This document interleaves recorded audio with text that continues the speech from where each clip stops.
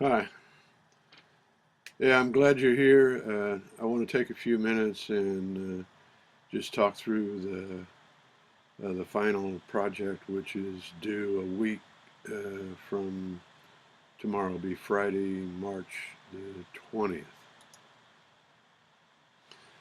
Uh, this paper is 30% of your final grade, so it's important. It builds on the week 3 bibliography and the week 5 presentation. Although more on the week 3 bibliography.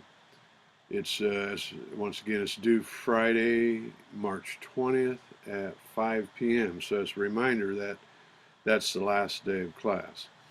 Let me cover some of the writing requirements briefly. It's 8 to 10 type double-space pages. That's not counting title page or reference pages.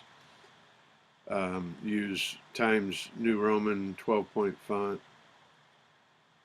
You should have a minimum of 7 peer-reviewed sources, and you want to use APA format.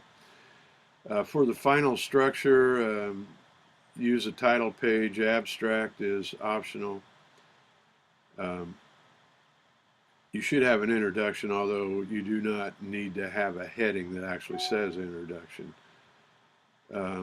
And you need to include an assessment of the competencies needed to perform the topic that's in the grading rubric, so you want to make sure you do that. There should be a literature review, an evaluation of theory, applying your theory to practice, the ethical standards, and then your references. These are all headings, so I would use these as level 1 headings. The grading rubric that I'm required to use grades on these 4 areas: applying theory to practice, assessing the competencies, demonstrates integration of the ethical standards, and then writing skills, writes in a manner that reflects graduate level form and style. So you want to make sure you address all 4 of these areas. Do submit your paper to the Turnitin review. I look at the Turnitin review of all papers. You post the link to the review with your paper in the week 10 assignment drop. Let me say a few words about how to read this review. Sometimes people just go by the percentage. They don't look at the paper, and the percentage is very misleading. For one thing, if you have properly marked quoted content, it will show as copied and will elevate your percentage. The references also show as copied content. Oftentimes the headings do as well. Some citations will. So what you have to do, you have to literally look at the content that has been highlighted, and do you have complete sentences or near complete sentences that have been highlighted as copied content. And if that's the case, then you need to either paraphrase or mark it as quoted. So you have to literally go through this review and eyeball highlighted content. The most common errors I see on the APA format rules is that the longer documents require 2 spaces between sentences. This was an assigned requirement, so I'm looking for that. When you use an in-text citation for a quote, include the page number in the citation or paragraph number in absence of a page number. APA format, when you're listing a series of things, there's a comma after the last entry before the word "and." That's not, that's considered grammatically correct in writing, but in APA they want the comma there.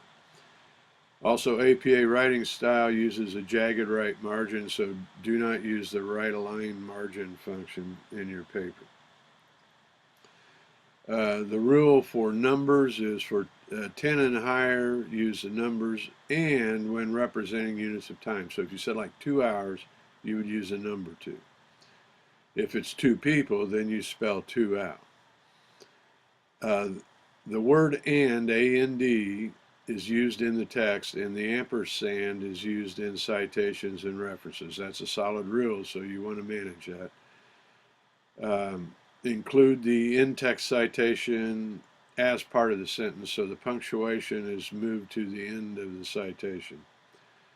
When using quotation marks, any punctuation goes inside the quotation marks.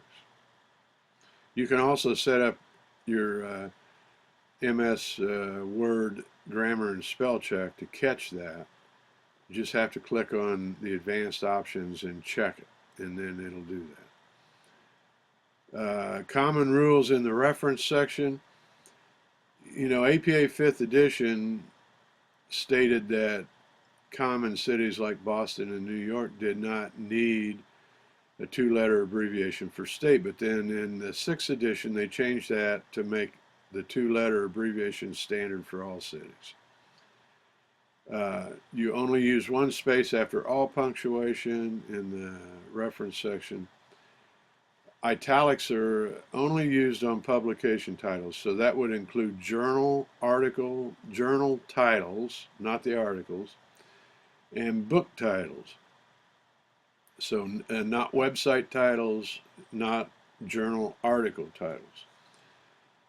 A more recent change is this only applies to journal articles, but you have to have a DOI, or if there is no DOI, then you list a retrieval statement. Here's the change. You list the URL for the journal homepage and not the database. We used to list the database, like retrieve from ProQuest or EBSCOhost. Can't do that anymore. Now they want you to look up the journal URL. So the easiest way to do this, I have this website here for looking up DOIs, and I've found that 95% of all psychology journals have a DOI. So typically it's journals that are not psych journals that won't have them. This website will either give you the DOI, or it'll say no DOI found. If no DOI is found, then take the name of the journal and do a Google search, and it'll bring up the home page. That's the URL that you use in your retrieval statement. And once again, it's only on journal articles. Having said that, it looks like most of you are using the self-evaluation in the discussion for week 9. It's optional. You could post your draft there and ask for feedback. A lot of times peer feedback is really high quality, that you get some good suggestions on things that you've missed. But in absence of that, hopefully you can use what I've just presented here as a way to help you edit your paper before you submit it. And once again, just let me remind you, it's due Friday, March 20th at 5 p.m. But as long as you get it posted on Friday, it'll be considered posted without any penalty. Thank you.